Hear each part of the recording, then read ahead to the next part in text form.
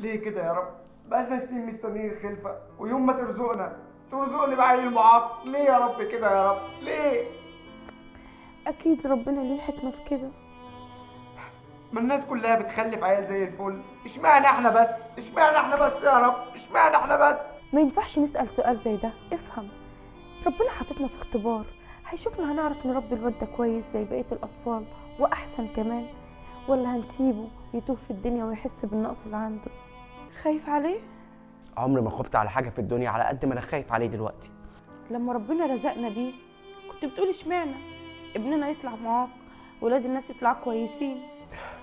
جهل مني وقله ايمان، ولما اتعلقت بيه بقيت بحمد ربنا ليل ونهار ان ربنا رزقنا الولد وغيرنا مش لاقي.